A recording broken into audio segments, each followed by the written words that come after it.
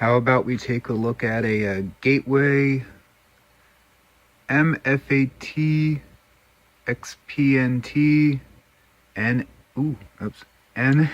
NMZ 500 SE. Doesn't have its power supply, but I know exactly where it is.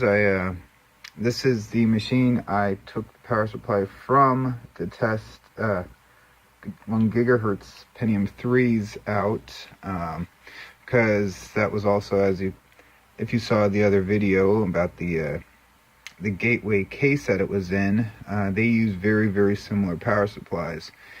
This one was only different in that it had a 4-pin power connector for a Pentium 4. So this is manufactured June 10th, 2002. So I would say, yeah, it would be the same vintage as this guy over here, which I think it's another, according to me, from a couple months ago, or years ago, I don't know, 1.8 gigahertz Pentium 4. So this is, I'm thinking Willamette then.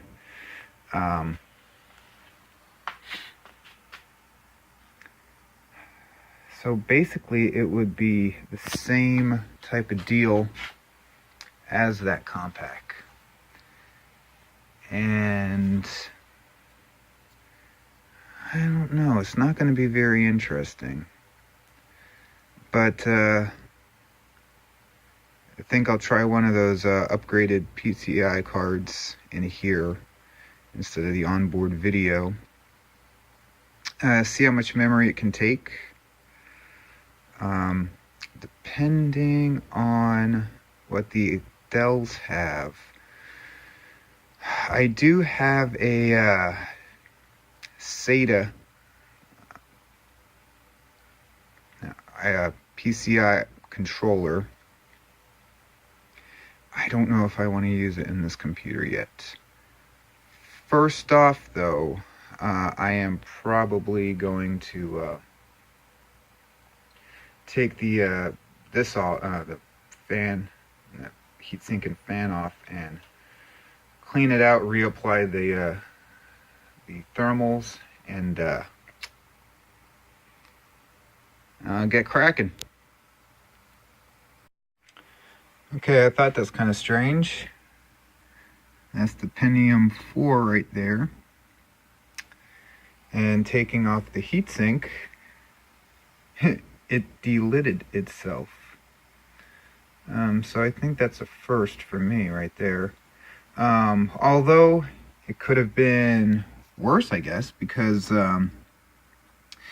if I recall correctly, and just pulling back from memories and everything, if it was stuck like that before, I think many times the actual processor would be pulled out of its socket when removing the heatsink. So the fact that it delidded itself, I mean, I guess that wore out sooner than, or not sooner than, because it's been years since I've seen that happen. So maybe in just time, it will, that kind of stuff happens. So see if that can get reapplied maybe, or else at this point I have other Pentium 4s on to see maybe what the highest CPU that this motherboard can take. After playing a game of Bloody Knuckles, getting the lid off of the heatsink. So yeah, that's the lid. It's a Pentium 4. My suspicions were correct. It is a Willamette core. Do I want to use a 1.8 Pentium 4? This board, we're doing research, says it supports up to 400 megahertz front side bus. So I'm limited to what I have for 400 megahertz. So that rules out these two Pentium 4s right here with 533s. I have Northwood Copper Mines. Northwood, what am I talking about? Northwood Celerons. This is a 1.4 at a 400 megahertz bus. And as you see, it has 128K L2 cache. The Wilmets only have 256 L2 cache, so it's not a huge difference, and you're getting a lot faster frequency and lower wattage TDP. And that's a 2.4. This is a 2.6. I am going to throw caution to the wind and see what happens with the 2.6 gigahertz Celeron. Will it work without a BIOS upgrade first? As I said, I'm throwing caution to the wind. It doesn't really matter to me if it works or not. Just want to see if it see what happens. Why not try it out? Because let's see, what is the it is an 845G chipset.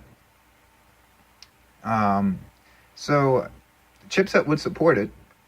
It's just if the BIOS supports it. And so I'm going to find out. 1.6 gigahertz Celeron is in place. Unknown condition power supply. Yeah, this is going to turn out great, I guess.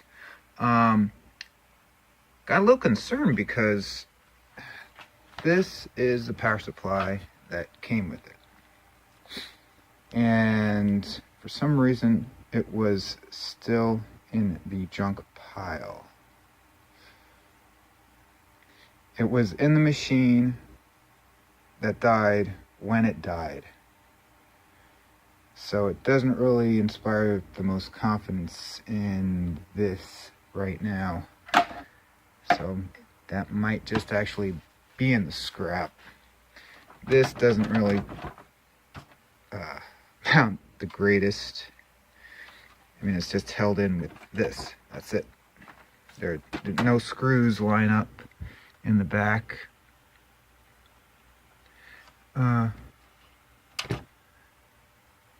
Turn that on now because it's controlled by that switch right there.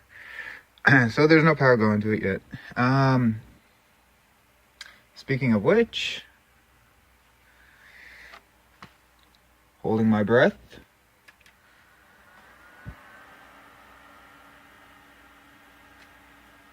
Oh, green light. Oh, that wow. Wow. Intel Celeron 2.6, 1 gig of RAM. That's I put a new clock or battery in there because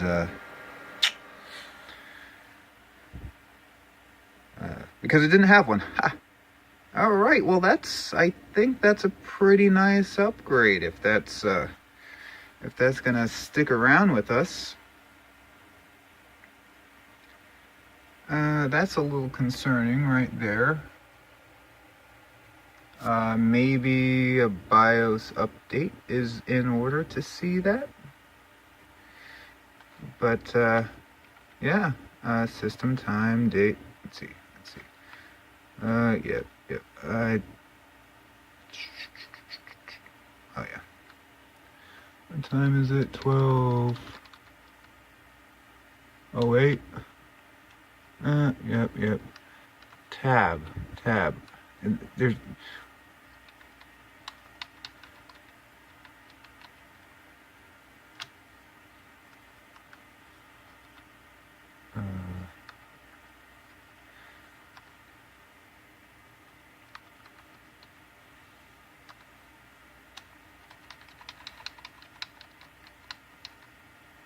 and it is Thursday.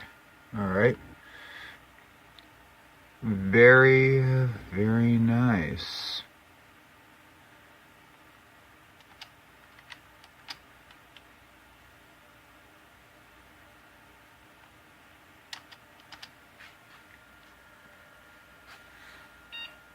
And we'll see if there is a, yeah. Wow, that's, wow.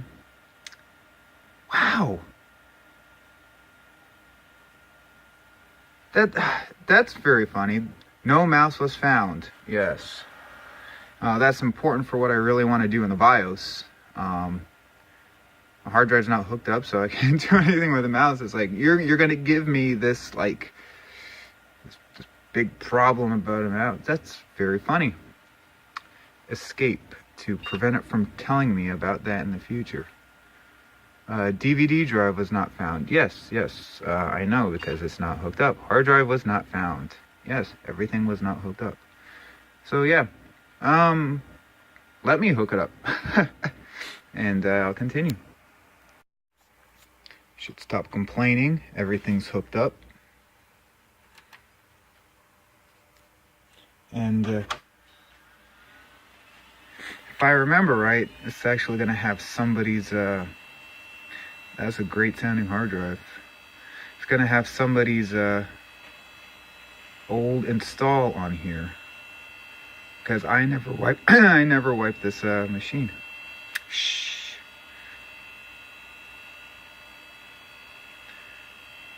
Which I will wipe, obviously. I'm going to turn it away in the meantime. Yeah, welcome.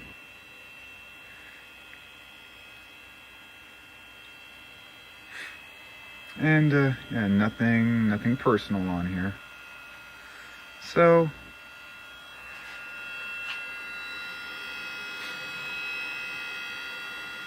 okay, so my thoughts right now. My thoughts. This can only be upgraded to 2 gigs. It currently has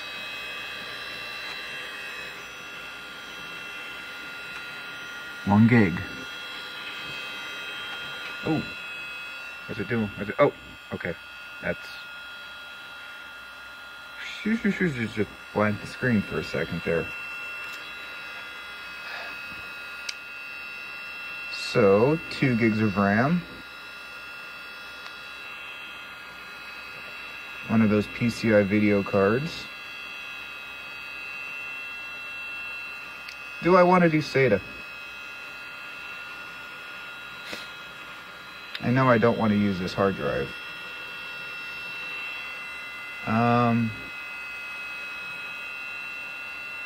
But yeah, I think I will put its actual Windows XP Home on here, and then do the POS thing.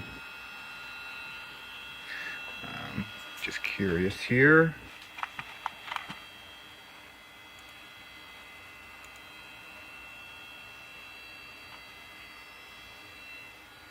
Yeah, 2.6 gigahertz Celeron.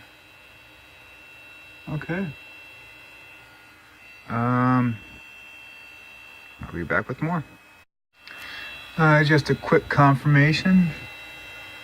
We have a Celeron Northwood 2.6 gigahertz 128K of L2 cache. So I don't know why the board doesn't see that, but we are working. 845.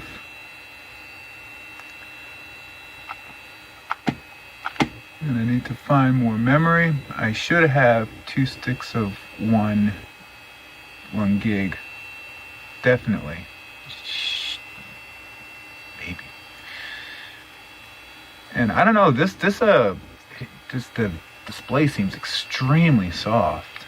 It's just, yeah, we're not keeping that. We aren't keeping that. So,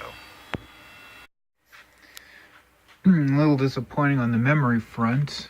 I only had 1 gig stick of DDR.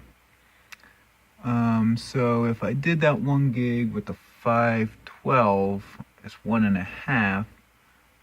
though I'm losing DDR. It's going to be running in single channel, I believe. This does support dual channel. Yes. Any rate, 1 gigabyte.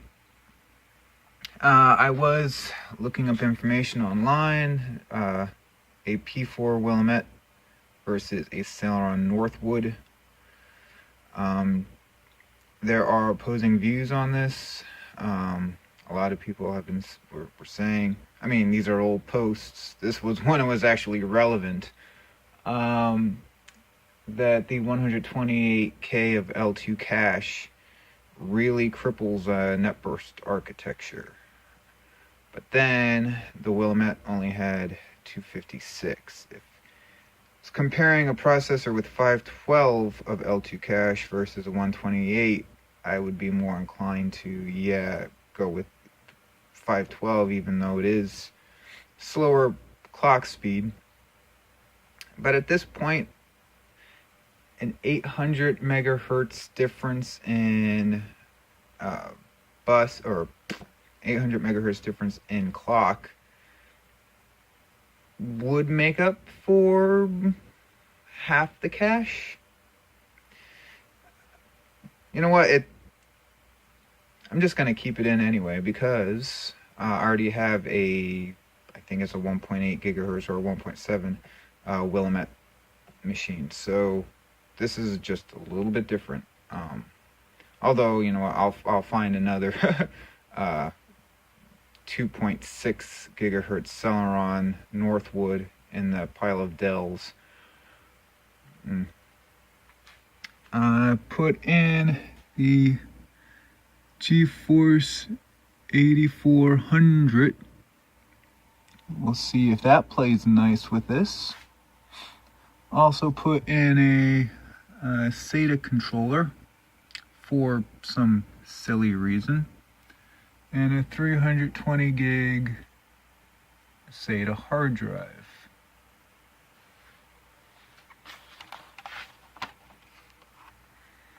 Replace the CD burner with a DVD burner, and popped in a zip drive from the blue and white G3. So, I'm gonna need that open. This actually can stay open. Yep. I didn't know it did that. Well, that's a good thing that it does, because that would be freaking annoying if it wouldn't stay up. So it does have an XP Home key on the case. I have a copy of Home in the OEM version. Also, I just copied it, the F6 drivers for the RAID controller. See if the power's on.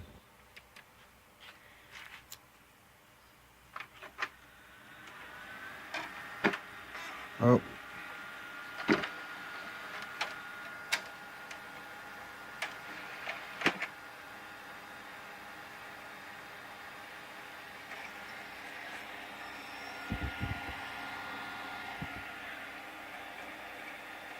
Doesn't like the video card, huh?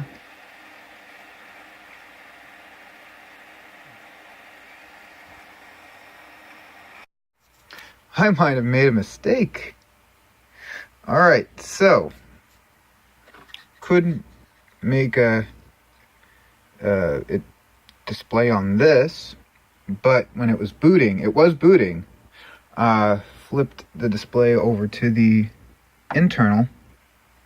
It's like, well, you know what, I really like, you know, if you're gonna have a PCI graphics card, you know, I like it at the top. I was trying it there before, it wasn't working. Then I popped it over to the second slot, it was you know, it did fill in all the way. I popped in the SATA card in the first slot.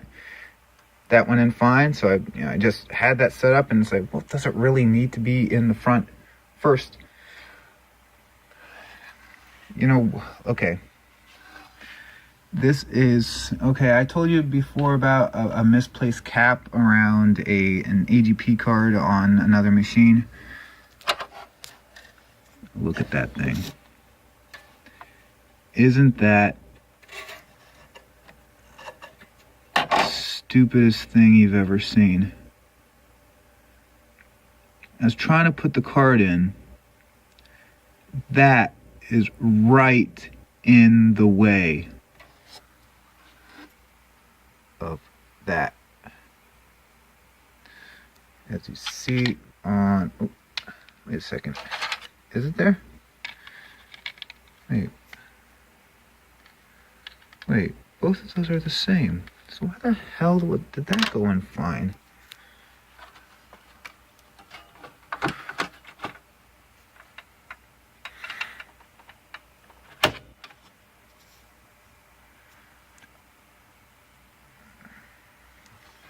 No, wasn't. Hold up a second.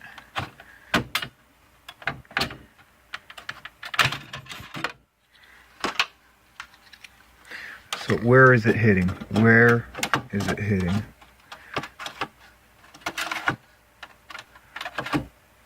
There it is.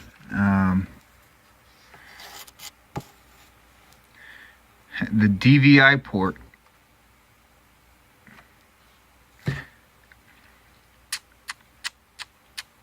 Tisk, tisk, tisk.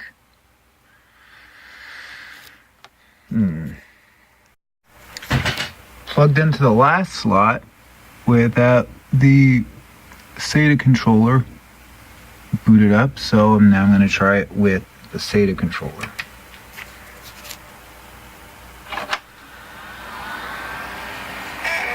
Come on. Yeah, here we go. I'm going to need F6 drivers.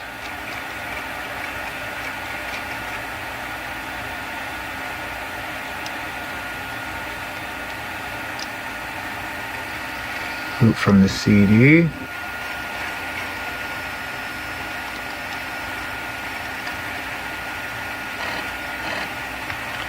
Yep, I need 6. And let's see if it sees anything. Not sure about that warning about no valid device, because it did see the hard drive.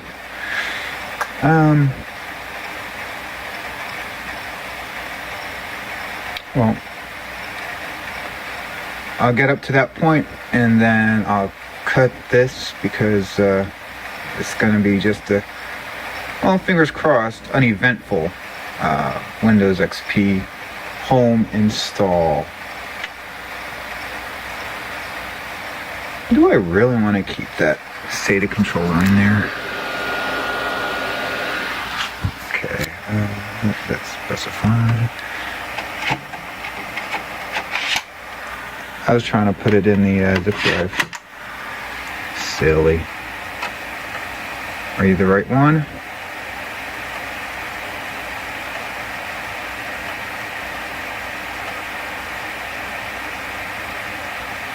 Oh, come on.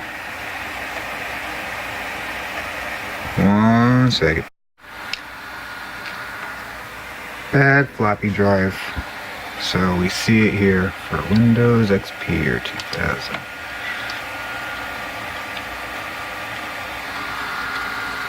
So yeah, that will be installed in there. I don't have any more black floppy drives, I don't think. Anyways, it's gonna be behind a cover, so it's not gonna.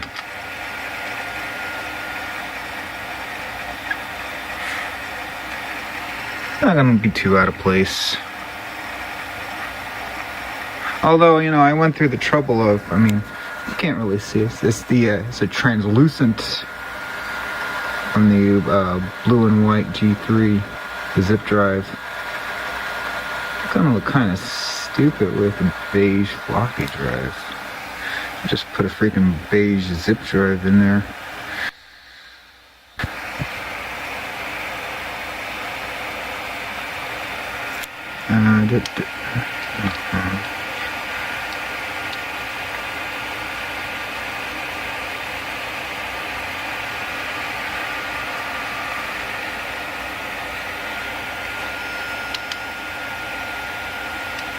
There's stuff on here. Who cares?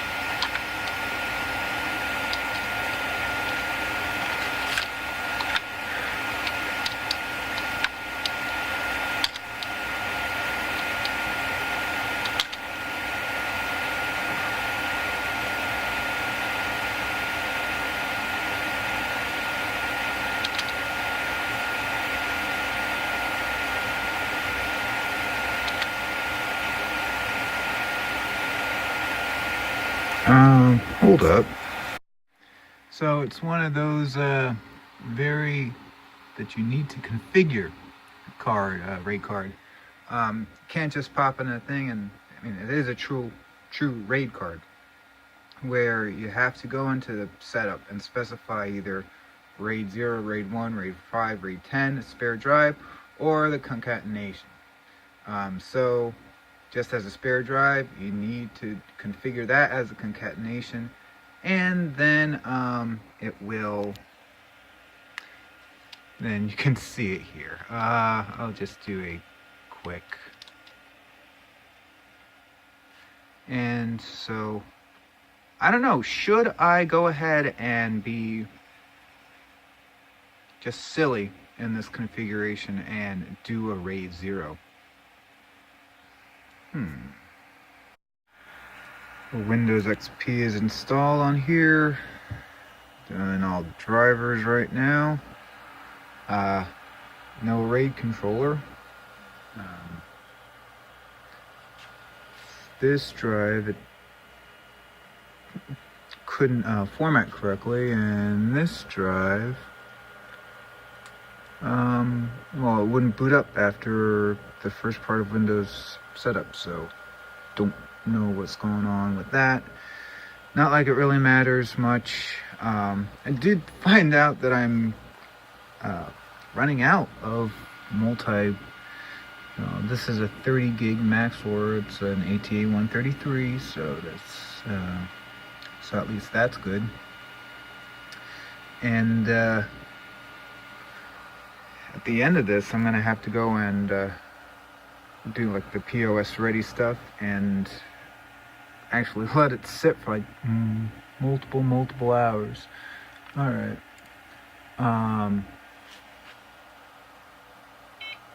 Yep, I know.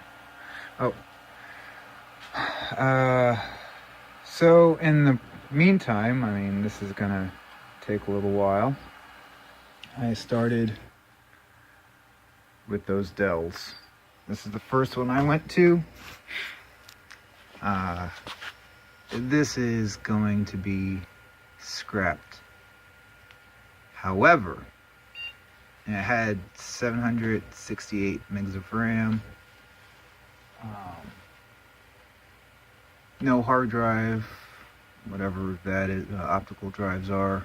Not exactly sure. There are two of them in there. The face plate keeps coming off. It's just beat up. However, I found, well, it's a, not gonna, can't see that at all.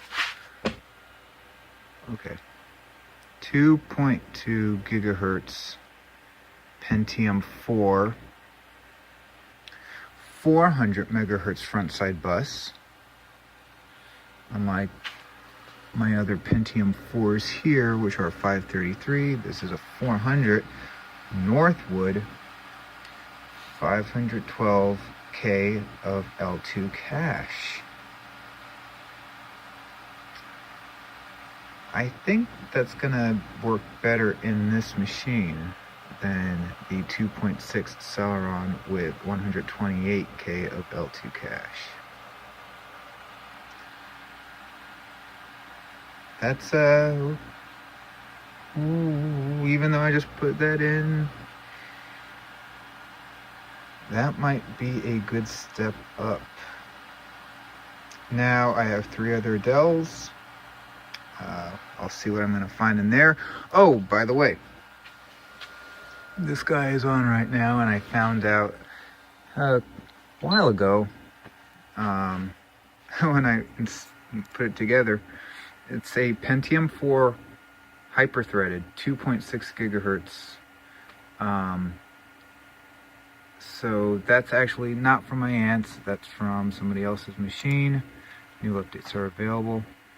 So at this point, I was gonna go ahead and put together if one of those machines over there does hyper-threading, I mean, like have the most decked out Pentium 4. But we'll see how that goes. At this point, I think I've found at least one possible upgrade for this already. Weird. On with the driver installs. The 2.2 gigahertz Pentium 4 is now in with the 512K of L2 cache. And the 2.6 was in there for not very long. Well, we'll see. Power it up. I need to go into the BIOS and even if it's not for green, very good, very good. Going to it. All right. I need to disable 2.2 gigahertz. Good. Pentium 4. All right. Well, you know what? That's easy. Audio. Disable this stupid audio. Getting drivers for it is a pain. Big pain. So I put a Audio Vortex sound card in there. That's for some sounds.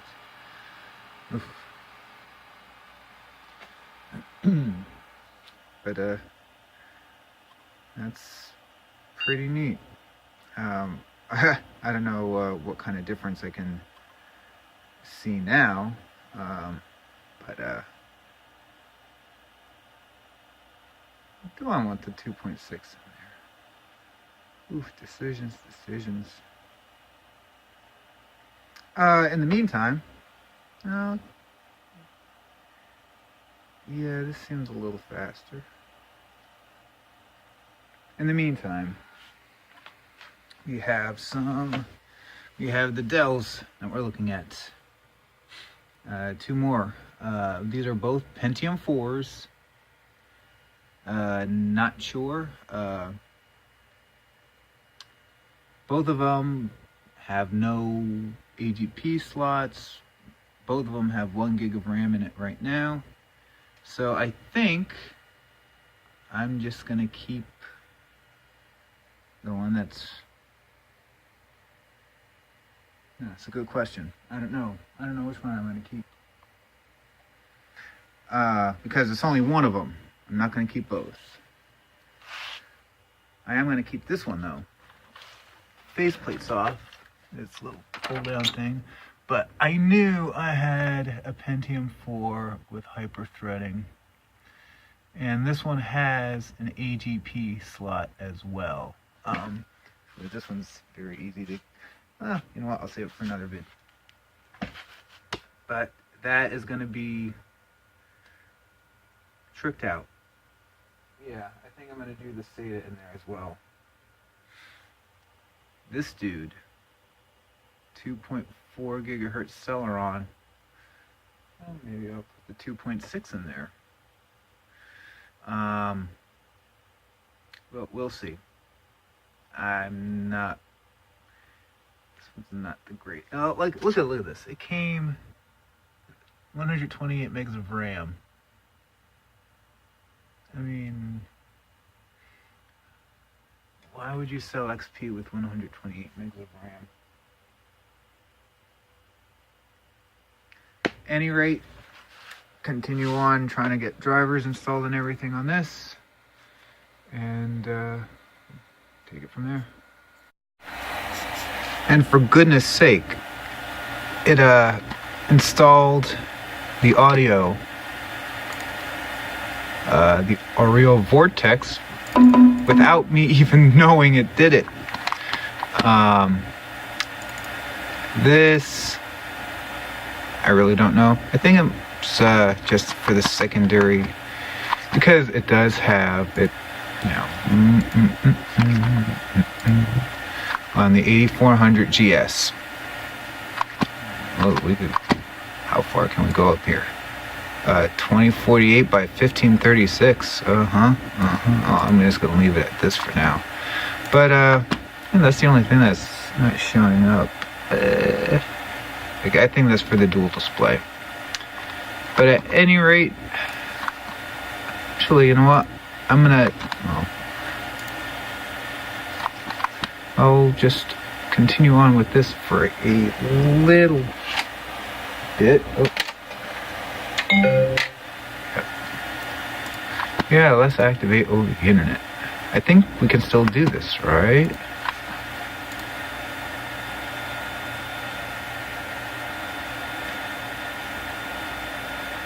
Yay, success. Now, updates. This is what I'm getting at. Horrible camera work. Horrible. I need to find this.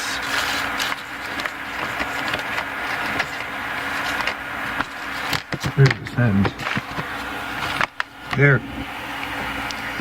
This, I believe.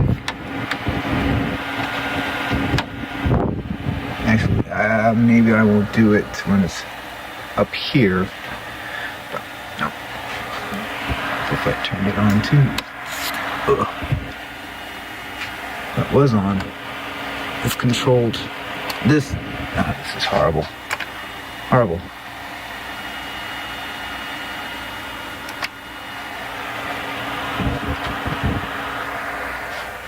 Okay.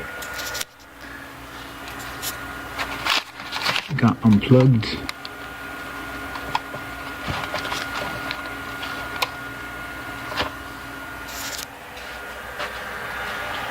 Just want to see it. Oh, come on.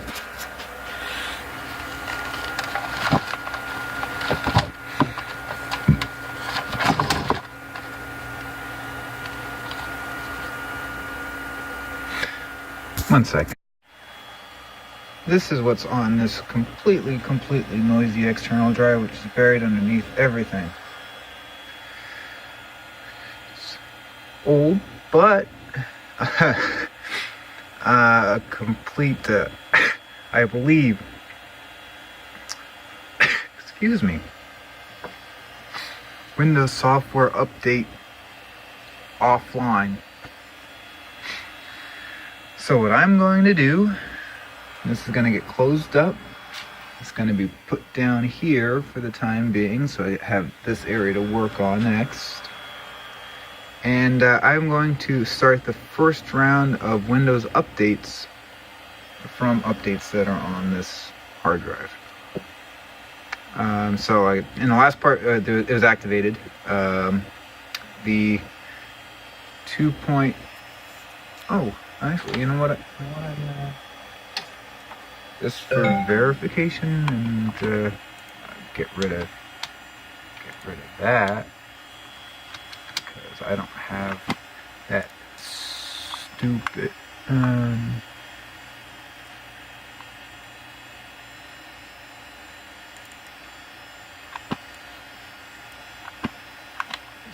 sound card built in. Oh my god! All right.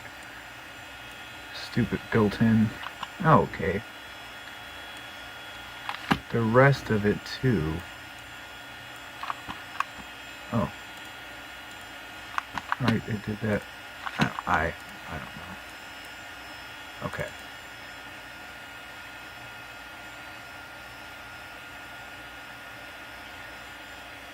Northwood 2.2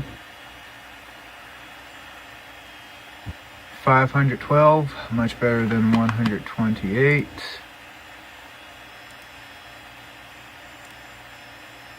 Everything else. Oh, look at that. Mismatch RAM here. Oh, never mind. What am What am I looking at? Slot 1 is that, slot 2 is that. They're both exactly the same. Stupid. Oh, that's what it needs. It doesn't have driver for that. So,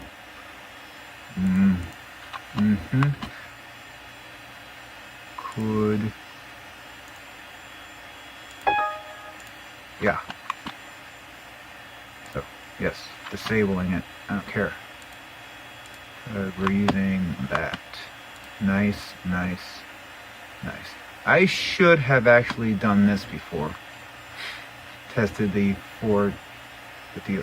I'm not taking that apart, even though, in all honesty, that is not the worst retention system I've ever seen. That is actually it's pretty good, pretty good. So this is getting closed up. I think this is the end for this one. I've talked about this one too long. I'm gonna take a look at these two in one video. So compare the two. See ya.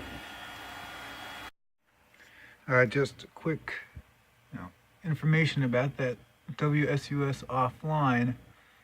I downloaded all the updates September 20th, 2012. So with that, we go into the update. I'll update everything. Windows Explorer 8. Everything that it had, and then we can start it without going online right now. And then all of the stuff that is online is going to be the stuff that's still available for the POS ready versions. So this saves a lot of time. So I think that's it for this one.